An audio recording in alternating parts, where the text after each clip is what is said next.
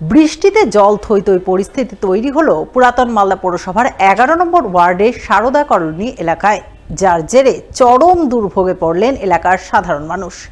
এই খবর পেয়ে এলাকায় ছুটে গিয়ে বৃষ্টির জমা জল নিষ্কাশনের জন্য পাম্প মেশিন চালানোর ব্যবস্থা করলেন পৌরসভার চেয়ারম্যান।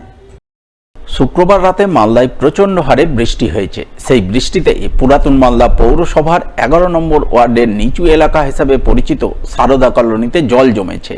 বৃষ্টিতে রাস্তাঘাটে কার্যত জল থই থই পরিস্থিতি তৈরি হয়েছে, যার জেরে এলাকার সাধারণ মানুষ চরম সমস্যায় পড়েন জানিয়ে ক্ষোভ জমে এলাকাবাসীর মনে। এলাকার সাধারণ মানুষ জানান, তাদের এলাকায় বাইরের এলাকা থেকে জল এসে জমা হচ্ছে, সেই কারণে রাস্তায় জল থই থই পরিস্থিতি তৈরি হয়েছে।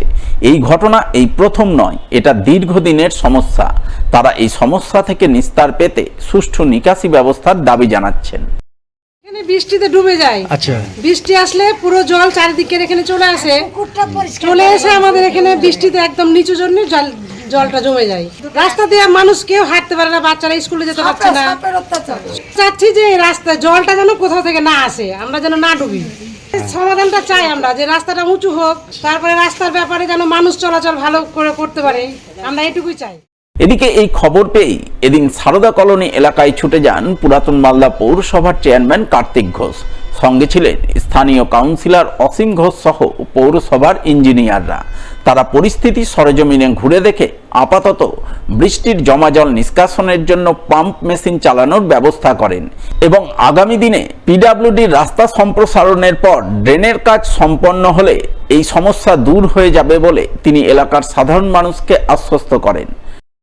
বেশ কিছুদিন ধরে আপনারা দেখছেন যে ওভার বর্ষণ হচ্ছে। এই বর্ষণের ফলে আমরা দেখলাম যে আমাদের যে NH 34 রোড ছিল, সেই NH 34 রোড এখন পিডব্লিউডি রোড হয়েছে, আর সেই পিডব্লিউডি রোডের কাজ চলছে।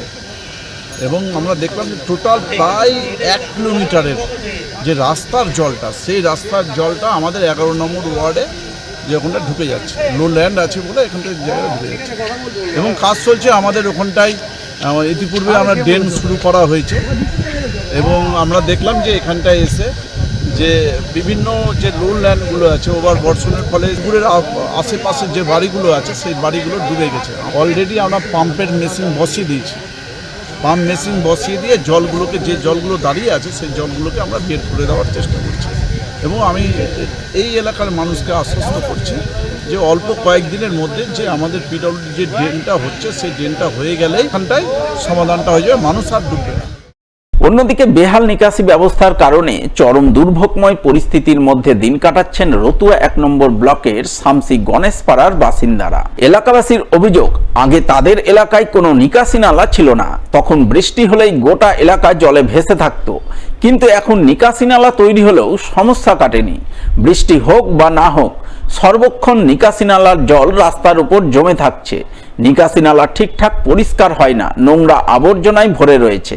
ফলে বৃষ্টি হলেই নিকাশি নালার নোংরা জল রাস্তা থেকে বাড়িতে ঢুকছে।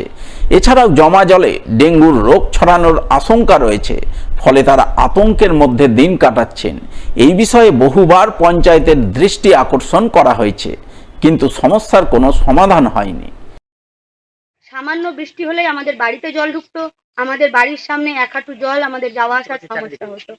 মানে আমাদের গোটা পাড়াটাই এই সমস্যা। এবার ড্রেন ছিল না, তখন এক সমস্যা ছিল, এখন ড্রেন হওয়ার পরেও আমরা সেই একই সমস্যার সম্মুখীন হচ্ছি, যে আমাদের বাড়ির সামনে ড্রেনের জল দীর্ঘদিন ধরে ড্রেন থেকে উঠে উঠে বাড়ির সামনে জমা হয়ে থাকছে। এবার এখন চারিদিকে ডেঙ্গুর পোস্টার দেওয়া হচ্ছে, আরো অনেক কিছুর রোগ কিসের পোস্টার দেওয়া হচ্ছে, কিন্তু আমরা মানে কিভাবে আছি সেটা আমরা মানে ভালো বুঝতে পারছি। বাচ্চা কাচ্চা নিয়ে এই গরমে বৃষ্টি হলে মানুষ আনন্দ পায়, শান্তি পায়, আমরা আতঙ্কে থাকি যে বাড়িতে জল ঢুকবে। আমরা বহুদিন ধরে এই রাস্তার ড্রেনের জন্য আবেদন করেছি, কারণ আমাদেরকে জলাজলের মধ্যেই বসবাস করতে হচ্ছিল। এবং ভয়ের ব্যাপার হচ্ছে যে আপনারা দেখছেন চারিদিকে ডেঙ্গির নিয়ে প্রচার চলছে, এই জমা জলে মশার আতঙ্ক তৈরি হচ্ছে। আমরা প্রচণ্ড আতঙ্কের মধ্যে বসবাস করছি। রিসেন্ট আমাদের ড্রেন হওয়া সত্ত্বেও কিন্তু এখান থেকে জল নিকাশির ব্যবস্থা সুষ্ঠুভাবে হচ্ছে না।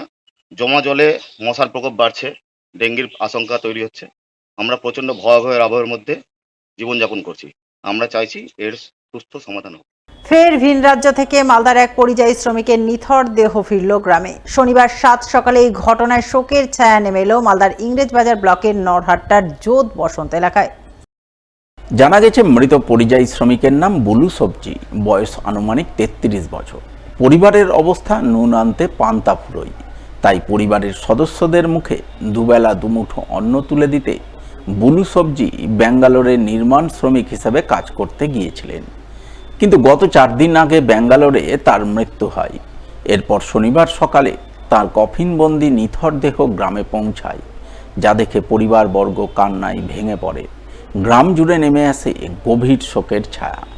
স্থানীয়রা জানান তারা শুনতে পেয়েছেন ব্যাঙ্গালোরে অসুস্থ হয়ে বুলু সবজির মৃত্যু হয়েছে, কিন্তু মৃত্যুর কারণ নিয়ে এখনও তাদের মধ্যে ধোঁয়াশা রয়েছে। তাই তারা মৃত্যুর সঠিক কারণ জানতে চান। এছাড়াও মৃত শ্রমিক ছিল তার পরিবারের একমাত্র উপার্জনশীল সদস্য, তাই তার মৃত্যুতে গোটা পরিবার অথই জলে পড়েছে। তাই তারা অসহায় পরিবারটির জন্য ঠিকাদার সংস্থা সহ সরকারের কাছে আর্থিক সাহায্য সহযোগিতার আবেদন জানাচ্ছেন। নরহাট্টা গ্রামে বুলু সবজি কাজে গিয়েছিল ব্যাঙ্গালোরে, কন্ট্রাকশনের কাজে বা বিল্ডিং এর কাজে কোনো কোম্পানির আন্ডারে। সেখানে গিয়ে মৃত্যু হয়। ওখান থেকে বুলু সবজিকে গাড়িতে করে নিয়ে আসে ওরই এক আত্মীয়। ওরা বলে যে বুলু সবজির মৃত্যু হয়েছে হার্ট অ্যাটাকের কথা বলে, কিন্তু আমরা যা দেখতে পাচ্ছি তাতে অন্য আমাদের সন্দেহ লাগছে যে অন্যভাবে মারা যেতে পারে। আমরা গ্রামবাসী চাইছি ঠিকাদার এসে মৃত্যুর সঠিক কারণটা বলুক, যেহেতু ফ্যামিলিটা খুবই গরিব, পেটের স্বার্থে ওরা বাইরে কাজে যাচ্ছে। সরকারের দৃষ্টি আকর্ষণ করব যাতে এখানে সরকারের পক্ষ থেকে যে ক্ষতিপূরণগুলো দেওয়া হয় সেগুলো যাতে দেওয়া হয়। আর এই ঠিকাদারি সংস্থা বা যারা এই কাজের সঙ্গে নিয়ে যে লেবারটাকে যারা নিয়ে গেছে তারা যাতে এই ফ্যামিলিটাকে বাঁচিয়ে রাখার জন্য যা ক্ষতিপূরণ বা যা দেওয়া হয় তার সেটা যাতে দিয়ে ফ্যামিলিটাকে বাঁচাবার চেষ্টা করে। সম্প্রতি প্রয়াত হয়েছেন উত্তরবঙ্গ বিশ্ববিদ্যালয়ের প্রাক্তন অধ্যাপক ডক্টর বিজয় কুমার সরকার। তিনি ছিলেন অখিল ভারতীয় চাঁই সমাজ কল্যাণ পরিষদ এবং গৌড় চাঁই সমাজ কল্যাণ সমিতির সভাপতি। তাই বিজয়বাবুর প্রয়াণে শনিবার মালদায় যৌথভাবে এক স্মরণ সভা আয়োজন করলেন দুই সংগঠনের সদস্যরা। এদিন এই স্মরণ সভা অনুষ্ঠিত হয় মালদা টাউন হলে। উপস্থিত ছিলেন অখিল ভারতীয় চাঁই সমাজ কল্যাণ পরিষদের কার্যকরী সভাপতি বিশ্বজিৎ মণ্ডল সহ অন্যান্যরা। তারা সকলে মিলে প্রয়াত বিজয় কুমার সরকারের প্রতিকৃতিতে পুষ্পার্ঘ্য অর্পণ করে তাঁর স্মৃতিচারণা করেন। চাঁই সমাজকে উন্নয়ন অগ্রগতির পথে এগিয়ে নিয়ে যাওয়ার ক্ষেত্রে তাঁর অবদান তুলে ধরেন। কিছুদিন আগে আমাদের অখিল ভারতীয় চাঁই কল্যাণ পরিষদের সভাপতি মাননীয় ডক্টর বিজয় কুমার সরকার উনি গত হয়েছেন। তার আজকে স্মরণ সভা আজকে আমাদের মালদা টাউন হলে আমরা অনুষ্ঠিত করছি। উনি আমাদের চাঁই সমাজের জন্য বিভিন্ন রকমভাবে চাঁই সমাজের কীভাবে এগিয়ে যায় সেই সমস্ত বিষয় নিয়ে উনি বহু লেখা লিখেছেন।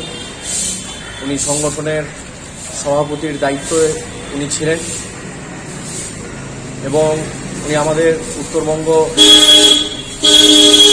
বিশ্ববিদ্যালয়ের ইতিহাস বিভাগের এইচওডি ছিলেন। তাই আজকে আমরা আমাদের এই চাঁই সংগঠনের পক্ষ থেকে অখিল ভারতীয় চাঁই কল্যাণ পরিষদের সমস্ত সদস্যরা মিলে ওনার আজকে আমরা স্মরণ সভা করছি।